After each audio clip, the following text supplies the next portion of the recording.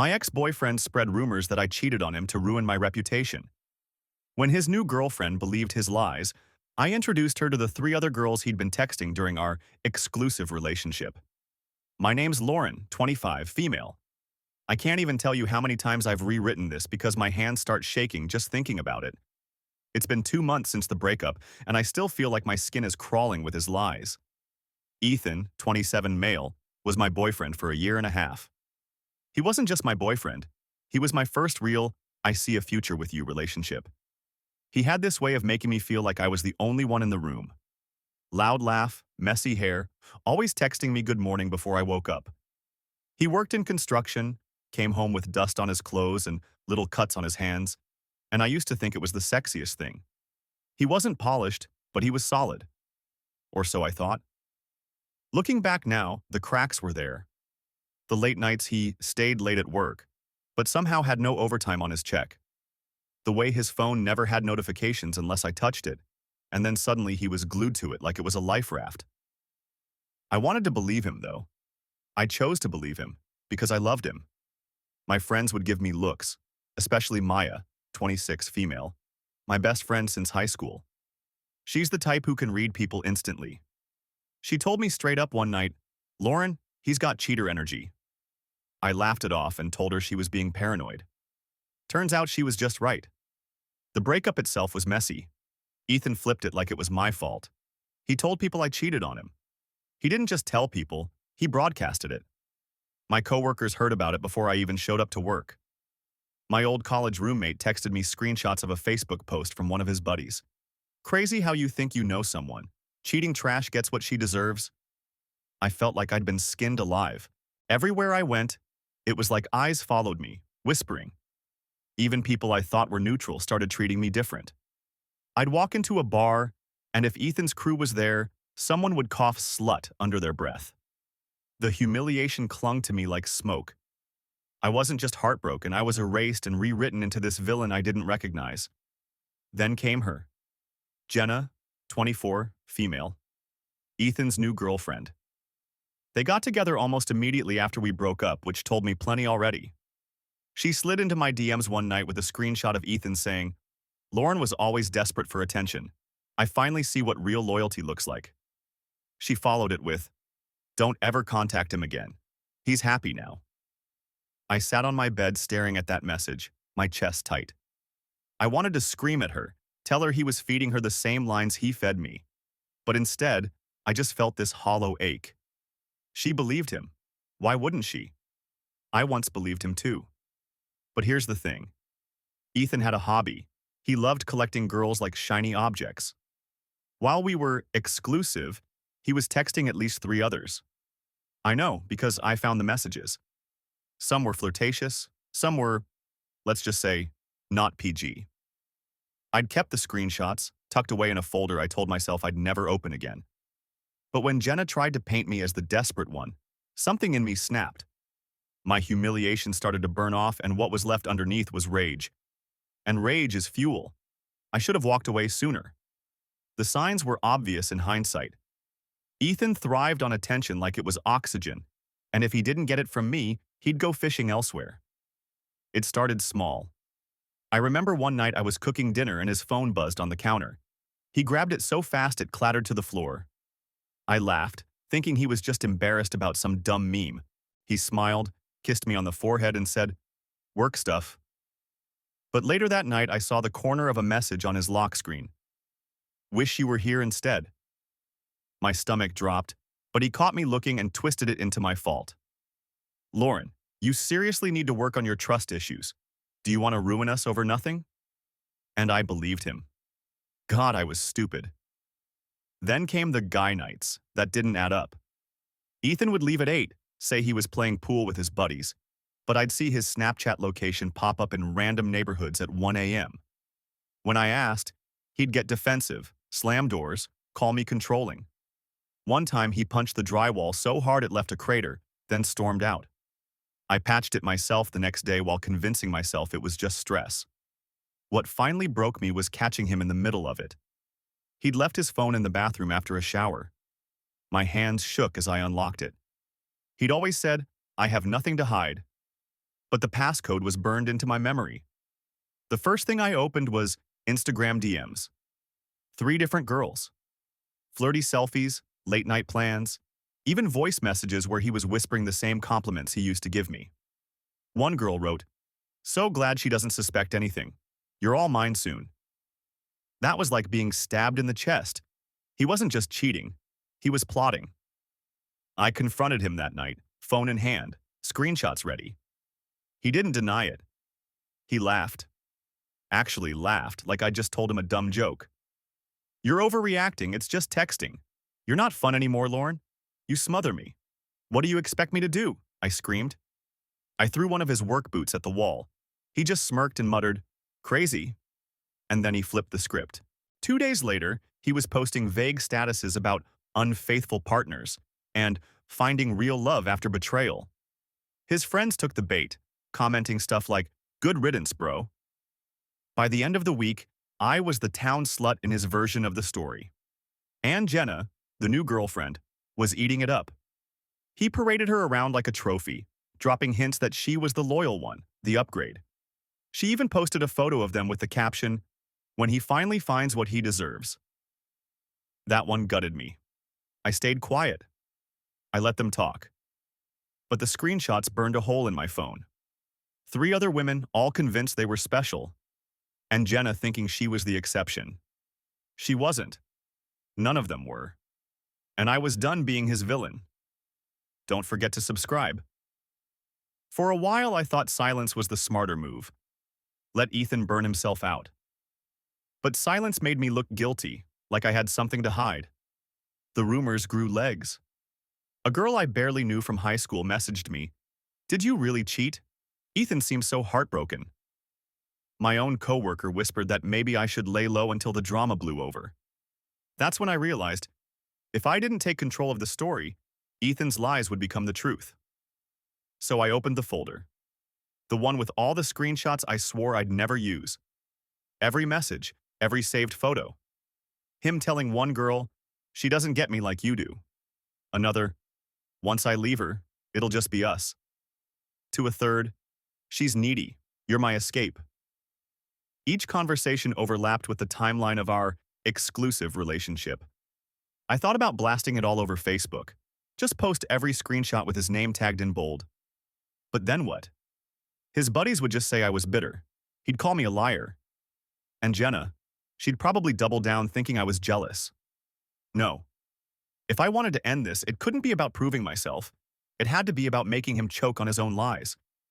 The first opportunity came fast. Jenna showed up at the same bar one Friday night. She walked in on his arm, smiling like she'd won some prize. I felt my blood boil, but instead of leaving, I stayed. Ethan made a point of locking eyes with me across the room, his grin smug, like he'd won. He whispered something to Jenna, and she laughed. That's when I decided she wasn't just a bystander, she was part of his show, and she needed to see what was behind the curtain. I waited a week, then I messaged her. I didn't come at her hostile because she'd tune me out. Instead, I wrote, "I don't want to fight with you, but I need you to see what was happening while he was with me. If you're so sure I cheated, then this shouldn't matter. But if you care about the truth, meet me for coffee. I'll bring receipts." She ignored me for 2 days. Then finally, "Fine, tomorrow, 2 p.m. at Java House." That night, I barely slept. My stomach was twisted in knots. Part of me wanted to delete everything and just walk away. But another part, the louder part, kept replaying Ethan's smirk when he called me crazy. He wanted me silent. He wanted me erased. So I printed the messages. 3 neat stacks, 1 for each girl. Highlighted dates. Circled pet names he reused like recycled garbage. I even printed the one where he told girl number 2, "You're the only one I can be real with." He had said the same thing to me once, word for word. When I slid those papers into a manila envelope, I knew I wasn't just defending myself anymore. I was loading a weapon, and Jenna was about to pull the trigger. I showed up at the coffee shop early. My hands were clammy, envelope tucked under my arm like contraband. Every worst-case scenario ran through my head. Jenna screaming at me, throwing her drink, storming out, calling Ethan. But when she walked in, she didn't look angry. She looked tired. She slid into the booth across from me, arms crossed. "You've got 5 minutes," she said. I didn't waste them. I pulled the envelope out, slid it across the table, and said, "Read." She rolled her eyes but opened it anyway. Her face shifted with every page. Confusion, disbelief, then the hollow look I knew too well. I stayed quiet while she read. The line that seemed to break her was the one where he texted girl number 3. "You're the only real thing in my life. Jenna's fun, but temporary." When she finally looked up, her lip trembled. "When were these sent?" "During our relationship. And yours." Her hands shook as she shuffled the pages. "So you didn't—" "I never cheated, Jenna. He did. Over and over." She didn't cry. Not yet. She laughed, but it was sharp and bitter, the kind of laugh that hurts to hear. "He said you were obsessed, that you couldn't let go. That's why I believed him. God, I even defended him to my friends." I nodded, swallowing the lump in my throat. I did the same thing once. Believed every excuse, every gaslight. But you can stop it now. She sat there silent for a while, staring at the evidence. Then she whispered, "We need to show them." I frowned. "Who?" "The others. These girls.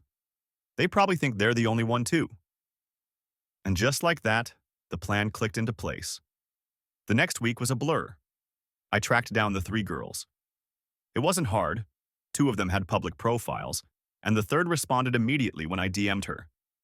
"Do you want to know the truth about Ethan?" By Friday, we had a group chat. The stories lined up too perfectly. He'd told each of us we were different, his escape. He reused the same pet names, the same late-night excuses. Girl number 1 even sent a photo he'd begged her to delete, a shirtless mirror pic he'd also sent me months before. It was disgusting, but also vindicating. We weren't crazy. We weren't the problem. He was. That's when Jenna suggested it. We should all meet, in person, together. At first, I hesitated. It sounded messy, dangerous even. But the idea of Ethan walking into a room and seeing all of us waiting, every lie staring him down at once, ignited something in me I hadn't felt in weeks. It wasn't just about revenge anymore.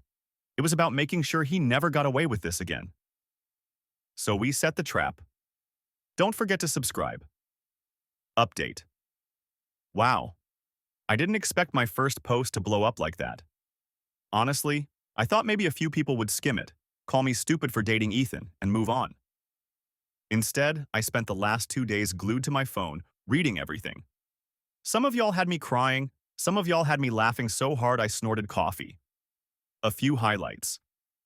To the person who said, "This guy sounds like a Walmart version of a Tinder scammer," I'm stealing that line forever. To the DM that just said, "Girl, drop the nuke." Oh, don't worry, the countdown's already started. And to the dozen people who accused me of being bitter. You're half right. Bitter enough to stop letting him own the narrative. Sweet enough to share it with the right people. A lot of you said not to warn Jenna, to just let her learn on her own. Trust me, I thought about it. But sitting on the evidence felt like letting him win again. He already took my voice once. I wasn't about to let him rewrite her story too. So, yeah, Jenna and I actually met. And instead of clawing my eyes out like I expected, she sat across from me and read every disgusting text he sent. The crazy part? She wasn't even shocked by all of it. She admitted she'd seen glimpses of the red flags but brushed them off because he made her feel chosen. God, if that isn't his playbook in a sentence. Here's the twist, though. It's not just about me and Jenna anymore. The other girls are in. We've all talked. We compared dates, stories, screenshots. It's insane how similar they all are. Like he was copy-pasting lies into multiple chats at the same time. So what now? Well, remember the people in the comments who said, "Don't just expose him online, make it unforgettable, make it personal." Yeah, we're working on that. I can't say too much yet because it's already in motion. What I can tell you is this. Ethan thinks he's untouchable. He thinks every girl he's juggling is isolated, believing they're the exception. He has no idea we've all joined forces. And when he finds out, It's not going to be in private. Stay tuned. The plan came together faster than I thought it would. Jenna was the one who suggested we stage it, but I was the one who found the perfect setting, a friend's birthday party at a local bar. Mutual friends, public enough that Ethan couldn't just rage and walk away, private enough that we could control the scene. And best of all, he was already invited. We agreed, no half measures. All four of us would be there. Together. When the night came, my stomach was in knots. I wore black jeans and a fitted jacket, nothing flashy, but I wanted to look unshakable. Jenna and I arrived first. She was pale, clutching her phone like a lifeline. The other two girls came minutes later, one nervous, one angry, both ready. We didn't even have to rehearse. The screenshots, the overlapping stories, the identical lies, they spoke for themselves. Ethan swaggered in around 9, loud as ever, arms slung around one of his buddies. The second he saw us lined up at the booth, his grin faltered. He looked from me to Jenna to the two other women, and for the first time since I'd known him, he didn't look in control. "Lauren," he said slowly, forcing a smile. "What the hell is this?" I leaned back, calm. "Sit down." His buddy laughed, like it was a joke, but Ethan didn't. He slid into the booth, his eyes darting like he was calculating exits. That's when Jenna dropped the first bomb. She pulled out the printed messages, slapped them on the table, and said, "You want to explain this?" The bar wasn't silent, but it felt like it. Ethan's face went red, then pale. He stammered, "Those are fake. She photoshopped that." I almost laughed. Funny because I've got the same ones on my phone, and so does she, and her. The other girls slid their receipts across the table one by one. His buddy leaned over to peek, eyebrows shooting up. Ethan's hands shook as he shoved the papers back. "This is out of context. You're all twisting things." But the cracks showed. He got louder, defensive, his voice carrying across the bar. People started noticing. Someone actually pulled out their phone to record. Then Jenna dropped the kill shot. "You told me you loved me, while you were calling me temporary to her." She pointed to one of the other girls, and telling her she was your escape, and telling Lauren she was crazy for doubting you. "Which is it, Ethan?" he snapped. Stood up so fast the drinks rattled. "You're all psychos, clingy, obsessed, pathetic, every one of you. You should be thanking me for even giving you attention." His voice cracked halfway through, which only made it uglier. People were staring now. Whispers. Phones recording. He noticed, and instead of shutting up, he doubled down. Knocked over a chair, shoved the stack of papers off the table, cursed at us so loudly the bartender came over and told him to leave. And then came the moment I'll never forget. One of the girls, the quiet one, looked him dead in the eye and said, "No, Ethan, you don't leave. We're done leaving. You stay here and own it." The whole bar was watching him squirm. For once, he couldn't control the story. He couldn't run. And when Jenna finally stood up, looked him dead in the eye and said, "We're done with you," the place actually applauded. That night, Ethan lost his girlfriends, his reputation, and his control, all in one public implosion. And I felt the first breath of freedom I'd had in months. I thought the bar scene would be the end. Naive, I know. A guy like Ethan doesn't slink away, he detonates. The very next morning, my phone blew up. Missed calls. Voicemails that swung from sobbing apologies to pure rage. One minute he was whispering, "Please, Lauren, you don't understand. I just need you back. You're the only one who gets me." 10 minutes later, another message. "You ruined my life, you vindictive bitch. I'll make sure everyone hates you." By noon, I was tagged in a Facebook rant he posted. 1,000 words about how I'd set him up, how all the girls were jealous nobodies, and how I'd orchestrated the whole thing because I couldn't move on. It would have been funny if it wasn't so pathetic. Except then, it got worse. That night, someone keyed my car. Deep scratches carved into the paint. Slut, liar, whore. I knew it was him. He'd done petty crap like that before when we fought, but this was next level. I filed a police report, but unless someone caught him in the act, nothing would stick. Then came the calls to my job.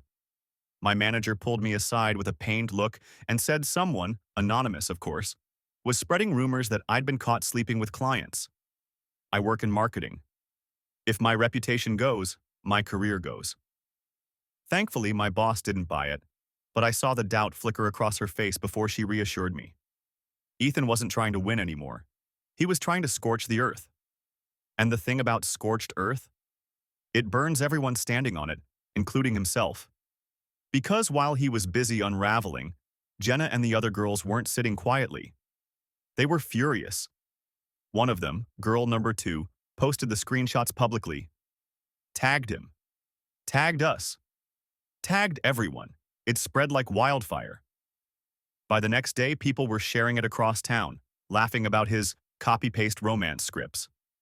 And Ethan lost it. He showed up at Jenna's apartment, pounding on her door so hard the neighbors called the cops. She didn't answer, but she filmed the whole thing through the peephole. Him screaming, crying, punching the doorframe, begging her to just talk. When the cops showed up, he tried to play the victim, saying we were all conspiring against him. They warned him once. The second time he pulled that stunt, he got arrested.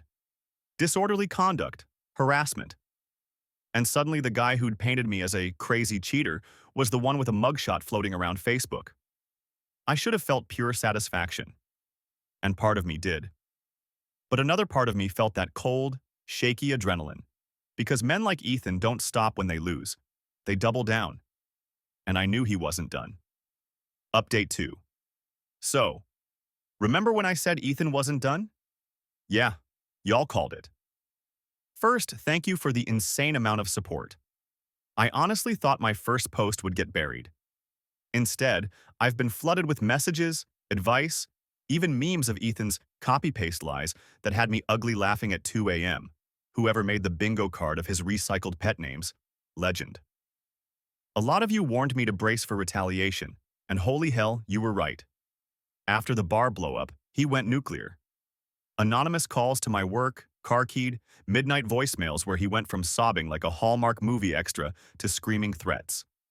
My personal favorite was, "You'll regret ever crossing me. I made you." Like, okay, Frankenstein. But here's the part I didn't expect. The other girls didn't scatter. They got louder. One of them posted the screenshots publicly and tagged him, and it spread like wildfire. Suddenly, people who used to whisper behind my back about me cheating were DMing apologies. Even a few of his own friends messaged me saying, "Yeah, we knew he was shady, but damn." And Ethan? He completely unraveled. Showed up at Jenna's place pounding on her door like a lunatic. She filmed it. The cops came. He got arrested the second time for harassment. His mugshot is now floating around Facebook. And honestly, the irony tastes sweeter than any revenge I could have planned. But here's where it gets even more surreal. People aren't just laughing at him. They're turning on him. The guy who lived off his reputation as loyal, hardworking Ethan is now a joke. Employers, family, random acquaintances, they've all seen the receipts. He can't twist the story anymore. Some of you said I should cut ties now, block him everywhere, and walk away. And part of me wants to. But another part of me, the part that sat in silence while he slandered me, wants him to choke on his own lies a little longer. Not with violence, not with vandalism, with the truth. With everyone seeing exactly who he really is. Because here's the thing. The mugshot was just the crack. And from what I've heard, the real collapse hasn't even started yet. Stay tuned. After the arrest, Ethan tried to act like nothing had happened. He bailed out, slapped on a smug Facebook post about haters trying to bring him down, and even changed his profile picture to one where he's flexing in a mirror. But the cracks weren't cracks anymore. They were craters. First hit, his job. Ethan worked for a local construction company that relied heavily on word of mouth and reputation. Guess what doesn't look good when clients Google you? A mugshot and a viral post with receipts of you juggling 4 girlfriends like some half-baked soap opera villain. Within a week, he was suspended pending investigation. Translation, gone. Second hit, his family. His sister messaged me out of the blue. I don't even know why I'm telling you this, but Mom's furious. She said she warned him about treating women like disposable toys. Dad's embarrassed. They won't even bail him out again if he screws up. For a guy who lived off being the golden boy, losing his family's backing was brutal. Third hit, social fallout. His crew of buddies, the ones who used to laugh and call me a slut behind my back, suddenly vanished. Two of them unfriended him publicly after the screenshots went viral. One even DM'd me an apology. He told us you were cheating. We believed him. We feel stupid now. I didn't respond. Let them stew in it. Meanwhile, Jenna and the other girls weren't just watching. They were participating. They started showing up at the same places Ethan hung out. Not to fight, not to cause a scene. Just existing. And every time, people whispered, stared, pointed. Ethan would show up cocky, then slink out after 15 minutes when he realized the whole room knew exactly what he'd done. The real breaking point came 2 weeks later. Ethan tried to get ahead of the story by throwing a party at his place. Classic, look how unbothered I am move. But half the invites ghosted him, and the half that showed up, they brought it up. Loudly. One guy reportedly toasted, "Here's to Ethan. May he one day figure out which girlfriend he's actually loyal to." People laughed. Ethan didn't. He stormed out, and by the end of the night, someone leaked photos of him drunk and crying on his porch. I didn't even lift a finger. His own ego was eating him alive. For weeks, I had lived in humiliation, feeling like I was the one who had to hide. Now it was his turn. Every lie he told, every rumor he spread, it was circling back, bigger, louder, impossible to escape. And the best part? All I had to do was shine a light. Ethan wanted me erased.